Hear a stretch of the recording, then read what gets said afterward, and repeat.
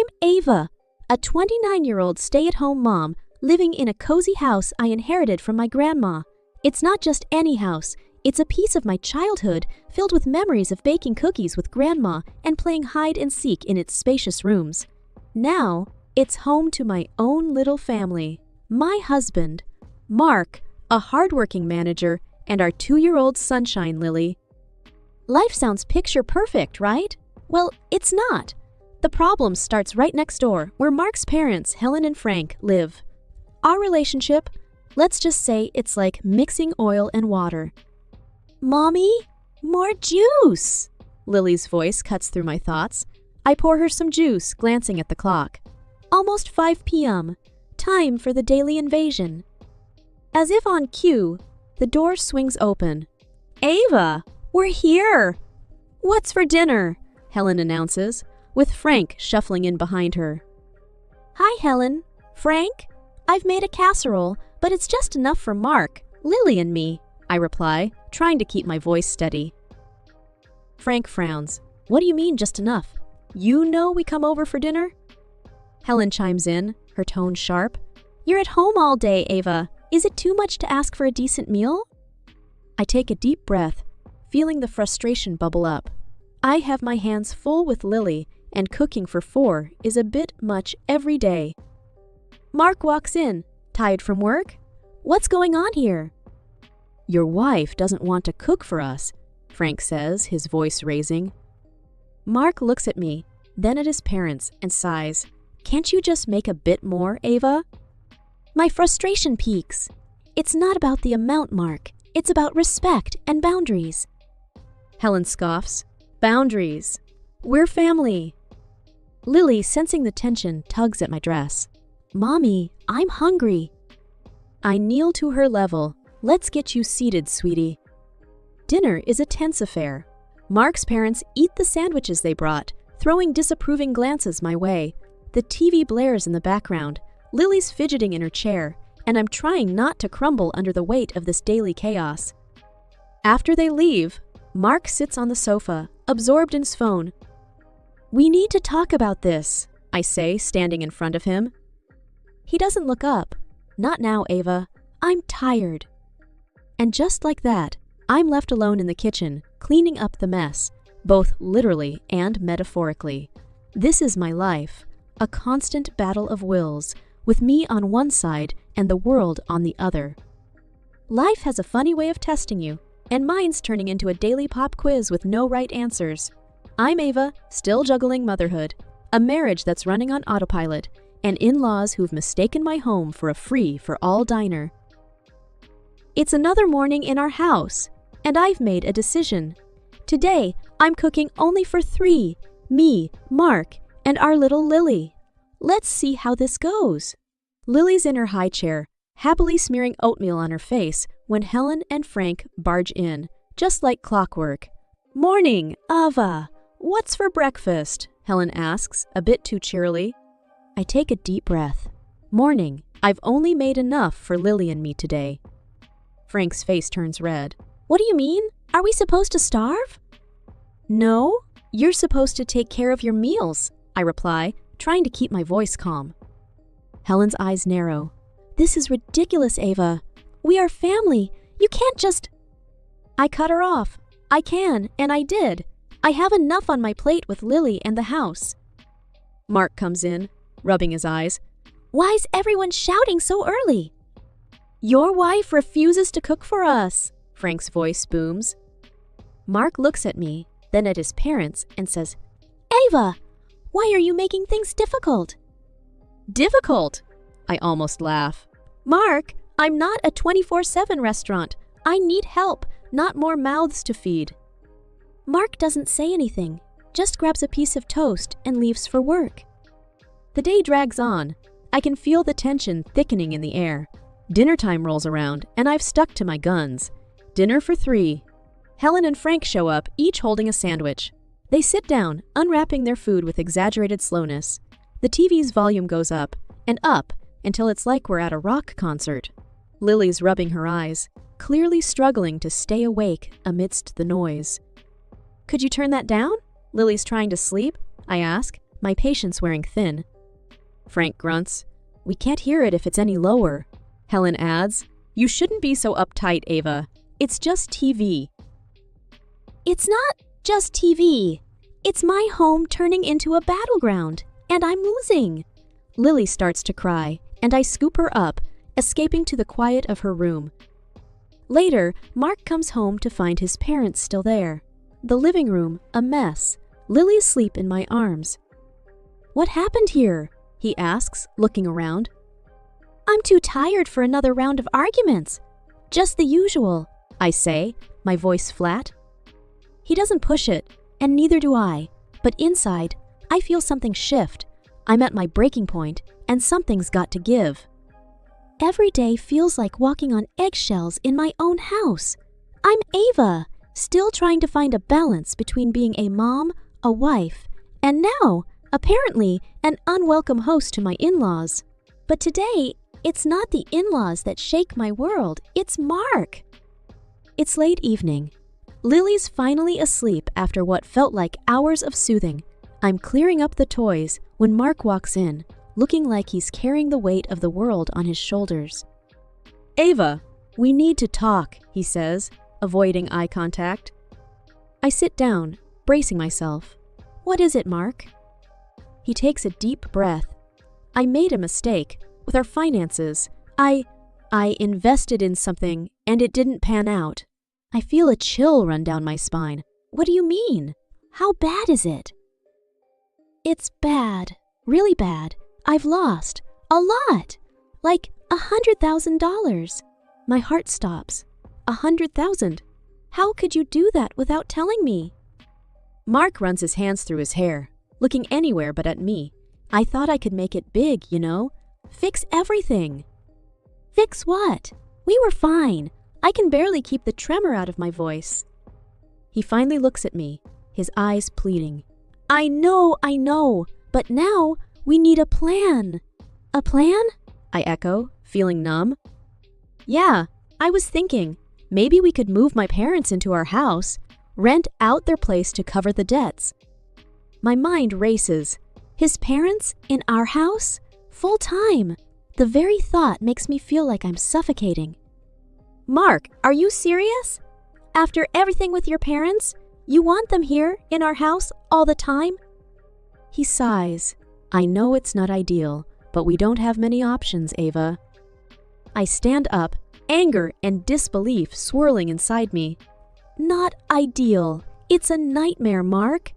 And you just decided all of this without even talking to me?" He stands too, his voice rising. "What was I supposed to do, Ava? I'm trying to fix this by making my life a living hell," I shoot back. There's a silence, heavy and suffocating. "Finally, I speak," my voice barely a whisper. "Fine, move them in. But this is on you, Mark?" He nods, looking relieved and guilty all at once, but all I feel is a deep, sinking dread. This isn't just about money anymore. It's about trust, and I'm not sure how we come back from this. The day my in-laws moved in, it wasn't just their suitcases that entered our home. It was a tidal wave of chaos. Right from the start, it's clear that Helen and Frank are here to stay, and they have their own ideas about how things should be. "Frank, put that box in the living room, and careful with it." Helen's voice echoes through the hallway as she directs her husband with military precision. I watch, holding Lily, who clings to me, wide-eyed at the commotion. Then, as if things couldn't get worse, Helen turns to me. "Ava, we need to talk about rearranging the house. We need space for our things." I feel a knot in my stomach. "Rearranging, Helen? There's not much space to work with." She waves her hand dismissively. "Nonsense. Let's start with Lily's playroom. She can play in her bedroom, right?" I'm taken aback. "That's her space, Helen. She loves it there." Frank, carrying a heavy box, chimes in. "Kid won't mind, Ava. Don't make a fuss." Lily buries her face in my neck, and I realize this is just the beginning. The days that follow are a blur of unwelcome changes. Helen and Frank unpack their belongings, turning the living room into their personal space. They replace my tasteful decor with their old-fashioned knacks, and the TV blares day and night with their favorite shows. I try to cook dinner one evening, with Lily tugging at my apron. Frank strolls in, eyeing the pots on the stove. "What's this?" "Another one of your experimental dishes." I bite my tongue. "It's a new recipe, Frank. If it's not to your liking, feel free to make something yourself." He laughs. "In my day, women knew how to cook for their families." I feel a flash of anger, but before I can respond, Mark enters, looking weary. "Can't we have one peaceful meal?" I turn to him, my patience wearing thin. "Peaceful? Mark, your parents have turned our home upside down." He avoids my gaze, grabbing a beer and retreating to the now occupied living room. Weeks pass, and the tension only grows. Helen has opinions on everything, from how I raise Lily to how I should manage the house. Frank, meanwhile, has taken to criticizing my cooking at every meal. One afternoon, I'm folding laundry when Helen walks in. "Ava, these sheets aren't folded properly. Let me show you how it's done." I set my jaw.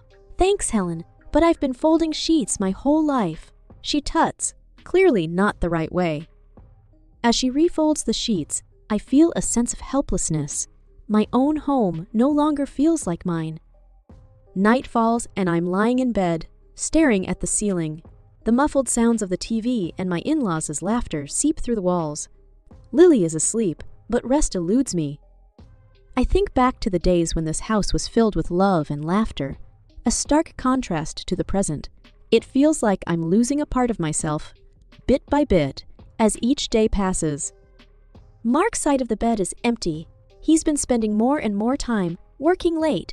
I'm left alone, wondering how things got this bad, and what, if anything, I can do to take back control of my life and my home. In a house that once felt like mine, I'm Ava, now a spectator in my own life. With my in-laws' takeover and Mark's growing distance, I'm left grappling with suspicions that refuse to settle. One afternoon, while Lily naps and the house is momentarily quiet, I call my brother, Jake. He's always been the one I turn to in tough times. "Hey, Jake," I say, trying to sound casual. "Ava, how's it going? Haven't heard from you in a while." I take a deep breath. "Not great, Jake. I'm worried about Mark. He's different."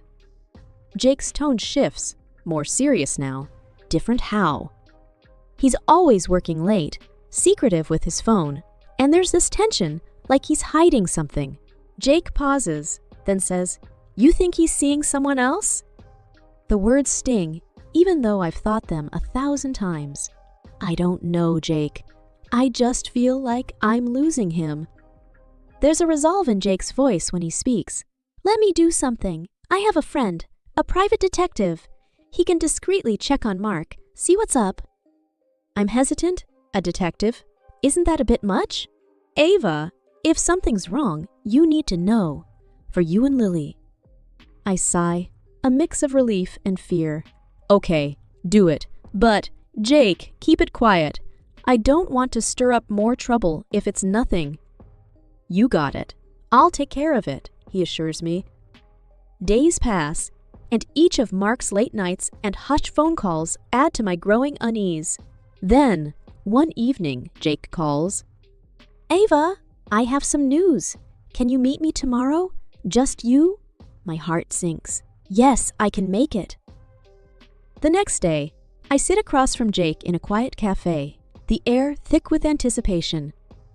"So, what did you find out?" I ask, my voice barely above a whisper. Jake hesitates, then hands me an envelope. "Ava, it's not good." I open it to find photos and reports. There's Mark with a woman I don't recognize and a child. My world spins. He has a child? Jake nods solemnly. "I'm sorry, Ava." The detective confirmed it. Mark's been living a double life.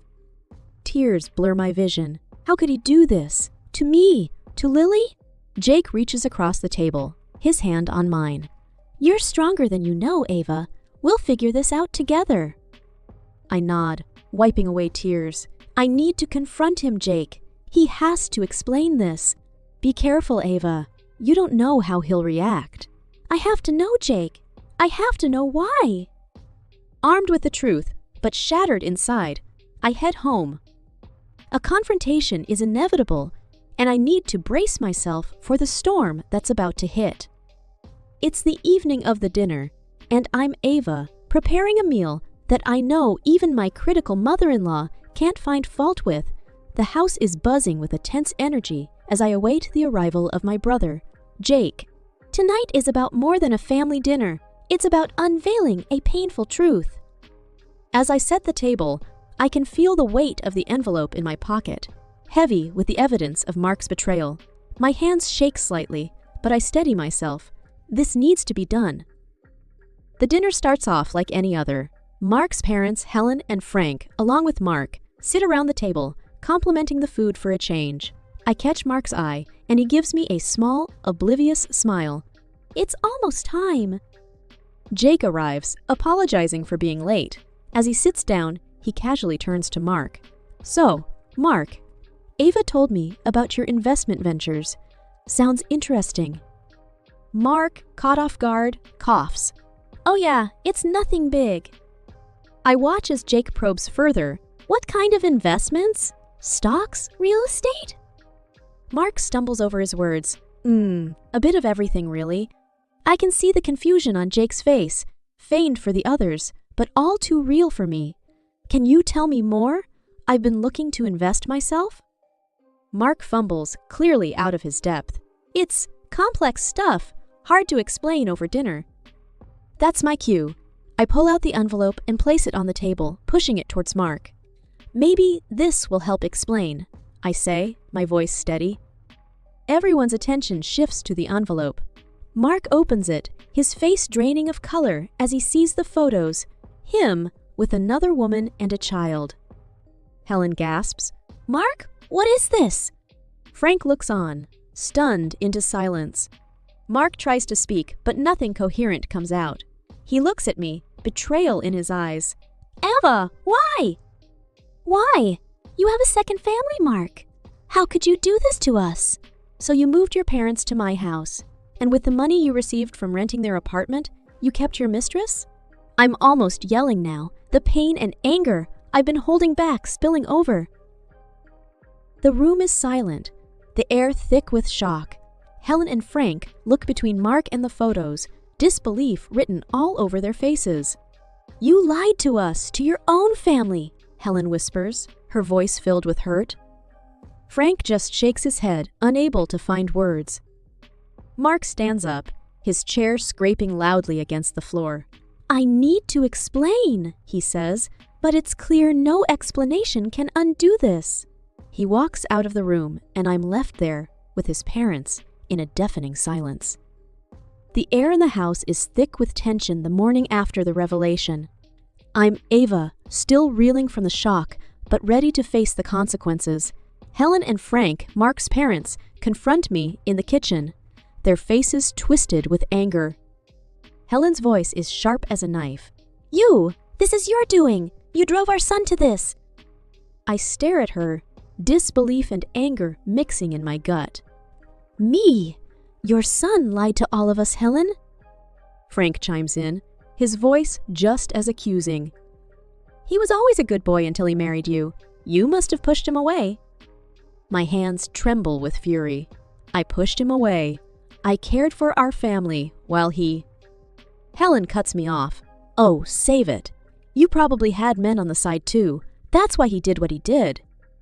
I've had enough. How dare you? I yell. I've been nothing but loyal and supportive, and you blame me for your son's betrayal? Frank steps closer, his face red. Our son would never have done this if it weren't for you. I take a step back, my heart pounding. You know what? I don't need to listen to this. This is my house, and I want you out. Now... Helen scoffs. You can't kick us out. This is our son's house, too. I stand my ground, firm and unwavering. No, Helen. This house was my grandmother's, and now it's mine. You have no right to be here after what you've said. Frank looks like he wants to argue, but Helen grabs his arm. "Let's go, Frank. We don't need to stay where we're not wanted." As they pack their things, I feel a mix of relief and sadness. Once they're gone, I lock the door behind them, the click of the lock echoing in the empty house. Alone in the silence, I let out a breath I didn't know I was holding. I look around the house, my house, and for the first time in a long while, I see a future where Lily and I can be free from lies and betrayal. I pick up the phone to call a locksmith. It's time to change the locks, to change our lives. The house feels different today, like a new chapter has just begun. I'm Ava, standing in my once troubled living room, now a space of peace and possibility. The legal battle is over, and the court's decision still echoes in my mind. I recall my lawyer's words from yesterday. The court has granted you substantial alimony and compensation for Mark's deceit and infidelity. He'll be paying for quite some time. I had felt a mix of relief and vindication hearing that. It wasn't about the money, it was about accountability. Lily, oblivious to the complexities of the adult world, plays on the floor. Her laughter is a balm to my soul. I watch her, thinking about our future. The phone rings, snapping me back to the present. It's Jake, checking in. "Hey, Ava, how are you holding up?" I smile. Better, Jake. Much better. The court's decision helped close a painful chapter. Jake's voice is warm. "I'm glad, Ava. You deserve peace after all this."